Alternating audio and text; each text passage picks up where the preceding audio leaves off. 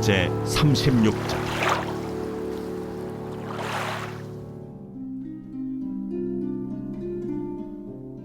요셉 자손의 종족 중 므낫세의 손자 마길의 아들 길르앗 자손 종족들의 수령들이 나와 모세와 이스라엘 자손의 수령된 지휘관들 앞에 말하여 이르되, 여호와께서 우리 주에게 명령하사 이스라엘 자손에게 제비 뽑아 그 기업의 땅을 주게 하셨고, 여호와께서 또 우리 주에게 명령하사 우리 형제 슬로브앗의 기업을 그의 딸들에게 주게 하셨은즉, 그들이 만일 이스라엘 자손의 다른 지파들의 남자들의 아내가 되면 그들의 기업은 우리 조상의 기업에서 떨어져 나가고 그들이 속할 그 지파의 기업에 첨가되리니, 그러면 우리가 제비 뽑은 기업에서 떨어져 나갈 것이요 이스라엘 자손의 희년을 당하여 그 기업이 그가 속한 지파에 첨가될 것이라.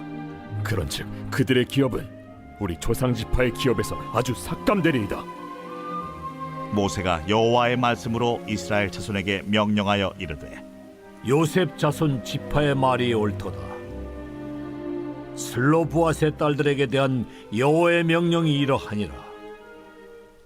이르시되 슬로브앗의 딸들은 마음대로 시집가려니와 오직 그 조상 지파의 종족에게로만 시집갈지니, 그리하면 이스라엘 자손의 기업이 이 지파에서 저 지파로 옮기지 않고 이스라엘 자손이 다 각기 조상 지파의 기업을 지킬 것이니라 하셨나니, 이스라엘 자손의 지파 중 그 기업을 이은 딸들은 모두 자기 조상 지파에 종족되는 사람의 아내가 될 것이라. 그리하면 이스라엘 자손이 각기 조상의 기업을 보존하게 되어 그 기업이 이 지파에서 저 지파로 옮기게 하지 아니하고 이스라엘 자손 지파가 각각 자기 기업을 지키리라. 슬로브핫의 딸들이 여호와께서 모세에게 명령하신 대로 행하니라.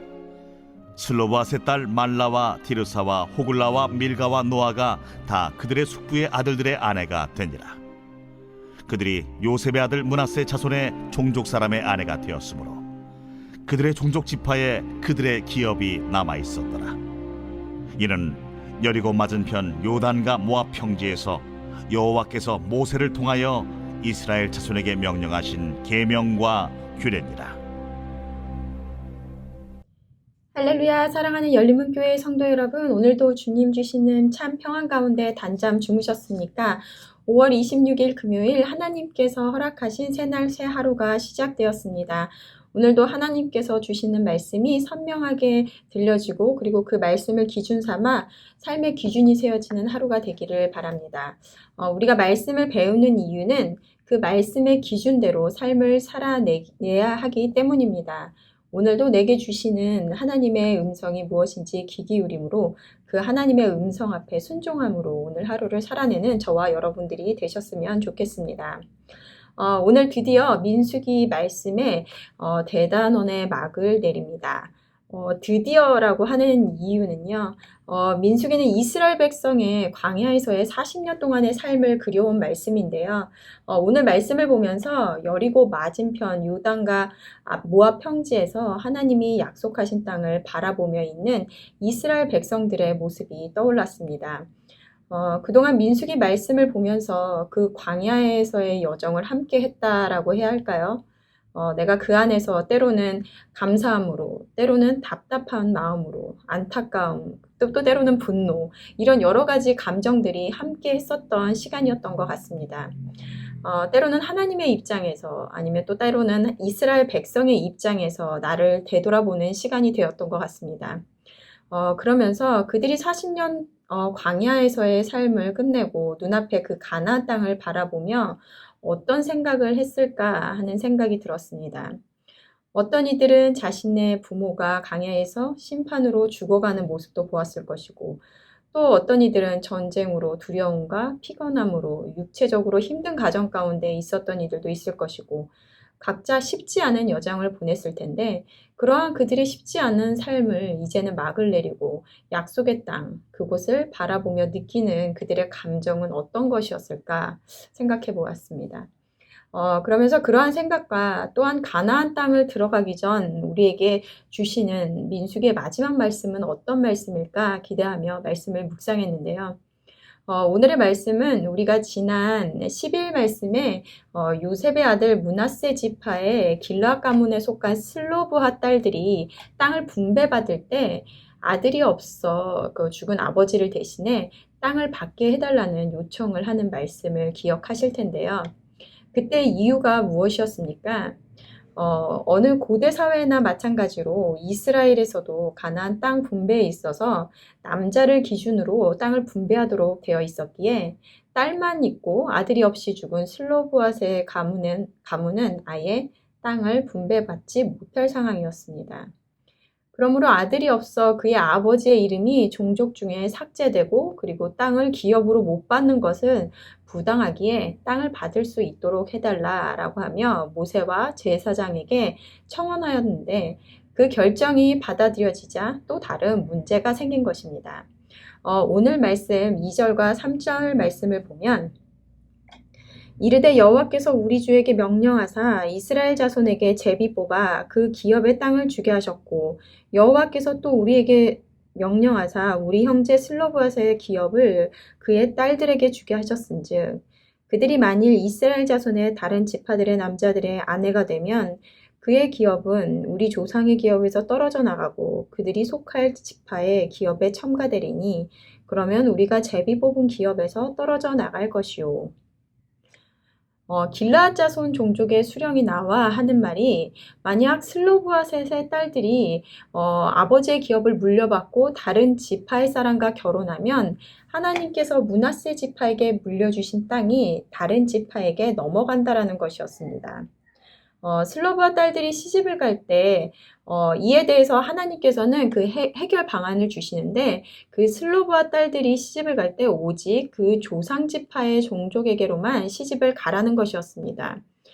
그렇게 되면 그 기업이 이 지파에서 저 지파로 옮기지 아니하고 각 지파가 자기 기업을 지키리라는 것이었습니다. 이에 대해 슬로브앗 딸들이 어떻게 반응하는지 나오는데요. 오늘 말씀 10절을 보면 슬로브앗의 딸들이 여호와께서 모세에게 명령하신 대로 행하니라. 슬로브앗의 딸들은 하나님께서 명령하신 대로 므낫세 지파의 종족 사람과 결혼하여 그 말씀대로 행하더라는 것입니다. 민수기 말씀을 끝내며 우리에게 주시는 말씀이 무엇일까를 생각해 보았는데요.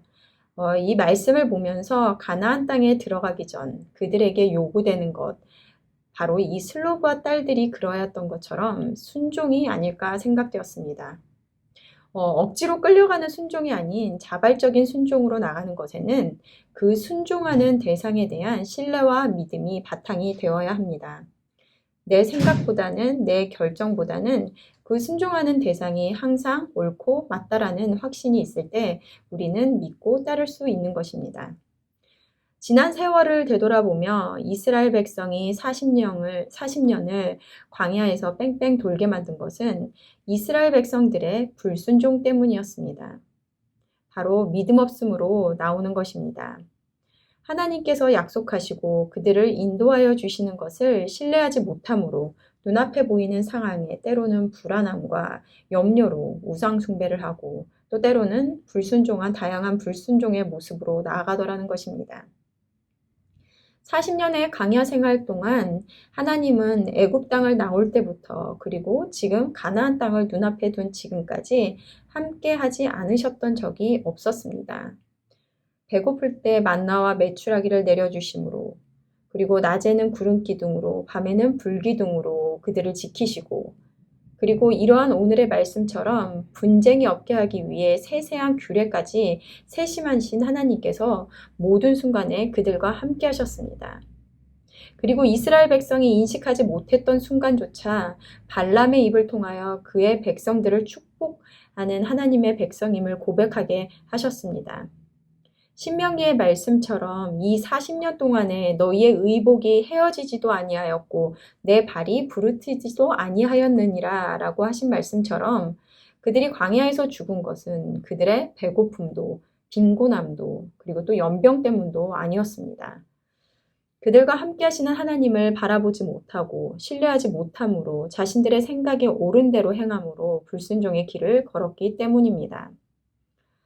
요단강 동편 가나안 땅을 바라보고 있는 지금 광야 생활의 끝이라고 생각했지만 어찌 보면 그들은 그곳에 있는 이스라엘 백성보다 강대국인 아낙 자손을 상대해야 하는 순간에 와 있는 것입니다.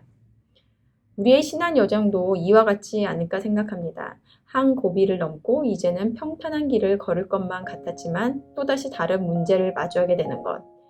하지만 아낙 자손을 상대하여 이기는 것은 그들의 힘이 아닌 하나님 여호와께서 그들을 필히 이기시리라는 믿음과 그 믿음으로 담대하게 순종함으로 나아갈 때 그 하나님의 나라를 누리며 살아갈 수 있을 것입니다. 오늘 이 시간, 나의 지난 시간을 되돌아보면 많은 일들과 그리고 사건들이 있을 때마다 불평하기도 그리고 또 원망하기도 했었지만 그럼에도 지금까지 나를 빈곤하게도 나의 발이 상하지 않게 이곳까지 인도하신 것은 나보다 나를 더 잘하시고 나의 길을 계획하신 하나님이 있었음을 고백하게 됩니다. 우리는 크신 하나님의 계획을 그 뜻을 다 알 수 없습니다. 하지만 우리가 지나온 길을 되돌아봤을 때 하나님이 안 계신 것 같았던 순간에도 하나님의 계획은 성취되고 있었음을 그때 그 상황을 주신 이유가 무엇인지 깨달아지는 순간을 모두가 경험하셨으리라 믿는데요. 낙담되는 순간 그리고 절망되는 순간 지난날에 보내온 시간들을 떠올려 보시기 바랍니다. 그리고 지금 내가 이 자리에 있을 수 있는 것 하나님의 은혜 없이는 불가능한 일임을 고백하는 시간이 되었으면 좋겠습니다. 그리고 지금까지 나를 인도해 주신 그 하나님이 앞으로 나를 그 약속의 땅까지 굶기지도 그리고 헐벗게도 안 하시며 인도하시리라는 것을 믿으며 주시는 말씀에 순종함으로 나아가는 저와 여러분들이 되셨으면 좋겠습니다.